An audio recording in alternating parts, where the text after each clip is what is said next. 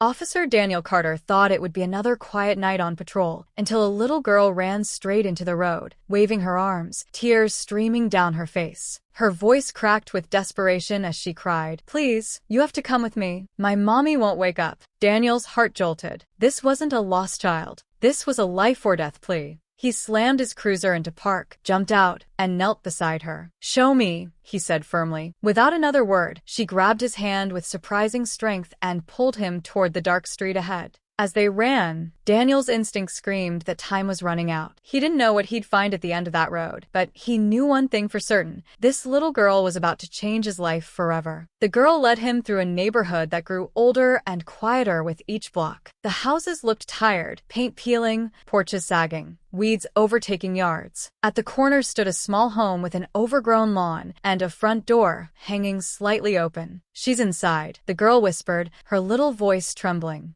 Daniel pushed the door wider and stepped into stale air. The living room was cluttered with dirty dishes and scattered bills, the silence so heavy it made his pulse quicken. Following the girl, he entered a dim bedroom and froze. A young woman lay motionless on the bed, skin pale, chest rising only in shallow gasps. Daniel's training kicked in. He rushed to her side, found a weak pulse, and grabbed his radio. "Dispatch, I need an ambulance now." While waiting, he stayed with the little girl. "What's your name, sweetheart?" he asked softly. "Emily," she whispered, clutching his arm. "Mommy's been sick. I tried to help her. I tried to make soup, but I couldn't reach the stove. She wouldn't wake up, so I came to find someone." Daniel's throat tightened. "Emily, you're so brave. You saved her life tonight." Minutes later, paramedics arrived and lifted Emily's mother, Sarah, onto a stretcher. Emily clung to Daniel, refusing to let go. He bent down and promised, "I'll stay with you until your mom's safe." At the hospital, the hours dragged on. Emily sat curled up in a chair, her wide eyes searching every passing nurse. Daniel never left her side. Finally, a doctor came with an update. Sarah had collapsed from exhaustion, dehydration, and untreated pneumonia. She had been working herself to the bone. 2 cleaning jobs, late nights, skipped meals, all while raising Emily alone after her husband abandoned them. For the next few days, Daniel kept visiting. Emily began to smile more, leaning on him like he was family. Sarah, frail but recovering, apologized again and again for being a burden. Daniel stopped her each time with the same words, "Needing help doesn't make you weak. It makes you human." But he knew that once Sarah was discharged, the cycle of hardship would return. So, quietly, he began making calls. He reached out to a local church, a food bank, and some neighbors. Donations poured in: groceries, clothes, even money for bills. Fellow officers pitched in, too, helping repair the little house that had nearly fallen apart. When Sarah finally came home, she stepped inside and froze. The floors were swept, the fridge was stocked, the walls freshly painted. Emily squealed with joy, running from room to room. Tears welled in Sarah's eyes as she whispered, Who did this?" Daniel smiled. "People who care. People who want you to know you're not alone."